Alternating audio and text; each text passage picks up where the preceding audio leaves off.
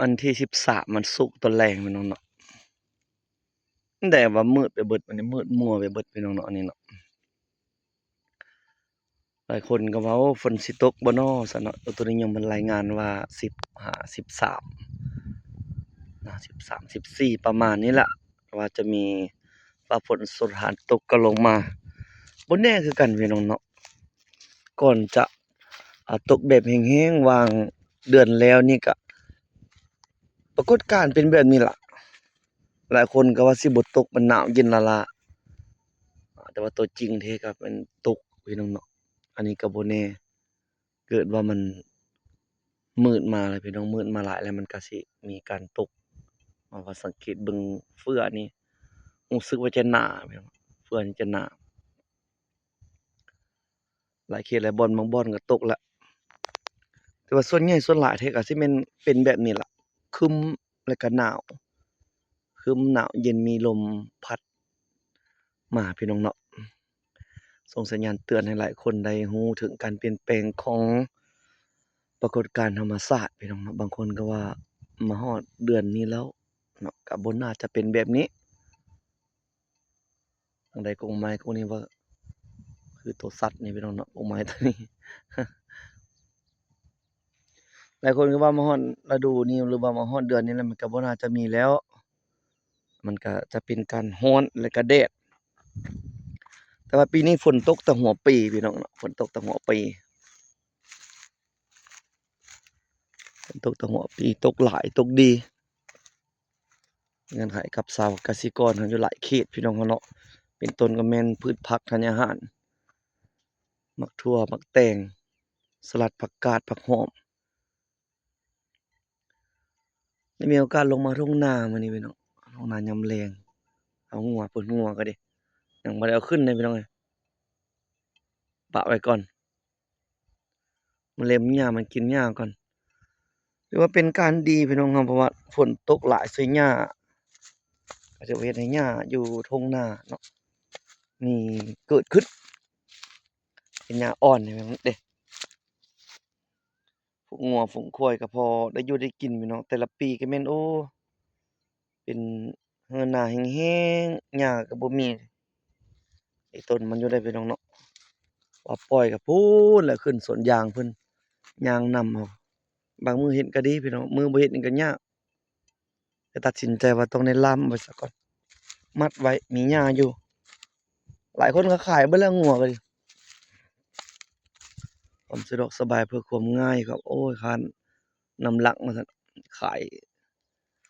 เงินยัดใส่ถุงไว้แต่เฮามันบ่มีความจำเป็นปานนั้นมันก็สิบ่อันนั้นดอกเฮ็ดหยังคิดเฮ็ดอนาคตหยังมีภาระอยู่เนาะว่าสิมีงานจัดงานขึ้นก็แม่นซื้องัวเพิ่นก็ระดับ8,000,000 7,000,000ก็พอกินเด้พี่น้องเนาะก็เลยว่าต้องได้รักษาไว้ซะก่อนบ่จำเป็นแท้ก็ดีมืดครึ้มไปเบิดพี่น้องมืดครึ้มแล้วก็มีลมพัดมาพี่น้องมีลมพัดมาลมพัดมาเลยเป็นระยะๆพี่น้องเอ้ยก็เลยว่านำเอาความหนาวความเย็นมาบรรยากาศแบบบ้านนาหลายคนก็แนมเห็นหรือว่ารู้ถึงปรากฏการณ์ของการเปลี่ยนแปลงธรรมชาติที่เฮ็ดให้หลายคนได้รู้ว่าบางปีมันก็บ่คือกันเนาะหลายคนก็สิคิดว่าโอ๊ยมันก็สิมีแต่แดดกับร้อนนั่นแหล้วสิฮอดสงกรานต์ยังอีกจักมื้อล้าเนาะ13แล้วเด้เบิดเดือน3นี่ไปนับหนึ่งไปก็แม่นเริ่มแล้วการเล่นสงกรานต์พี่น้องเอ้ยโดยเฉพาะอยู่ทางหาดหยังก็หาดเวินหาดเพิ่นให้เต็มแม็กซ์เลยพี่น้องเป็นเดือนเลยแต่บ่หมายความว่าสิอันนั้นเนาะเพิ่นเปิดเพิ่นมีหาดทรายเพิ่นมีร้านอาหารเพิ่นเปิดเลยให้คนไปเล่นไปเที่ยวอาบน้ำมีอ่าปาร์ตีโฟมหยังหลายอย่างละอันนี้ก็บ่แม่นโฆษณาให้เพิ่นดอกเนาะอันนี้ก็เห็นเพิ่นมาลงโฆษณาอยู่สถานีก็เลยว่าเว้าให้เพิ่นฟังให้หลายคนได้รู้เลยว่าถ้าอยากไปเล่นไปเที่ยวเขตทางเมืองท่าพระบาทเนาะทางเมืองปักสันเฮาก็ยังอีกมีหลายบ่อนเด้อย่างหาดบ้านโดนแหน่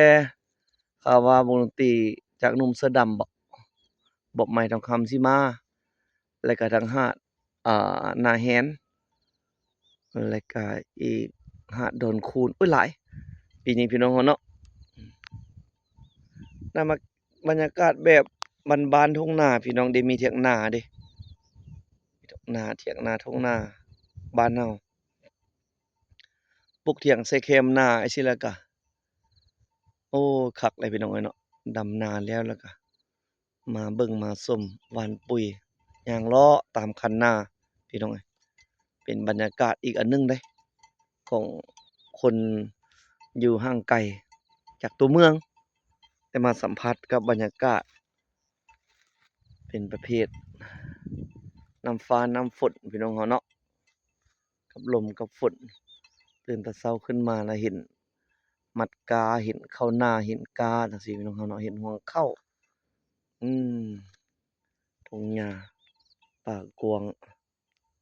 ก็เป็นอีกบรรยากาศหนึ่งพี่น้องเอ้ยส่ำนี้ซะก่อนพี่น้องเราสำหรับมื้อนี้เนาะให้เบิ่งบรรยากาศพอคร่าวๆของฟ้าก็ถือว่ามืดครึ้มพี่น้องคือฝนสิตกไปจั่งใดก็มืดเบิดเดะไปทิศเหนือทิศใต้นี่มืดถ้าเบิ่งนำกันว่าสิเป็นแนวใดเนาะสิตกหรือบ่ตกเนาะถ้าเบิ่งนำกันพี่น้องเอ้ย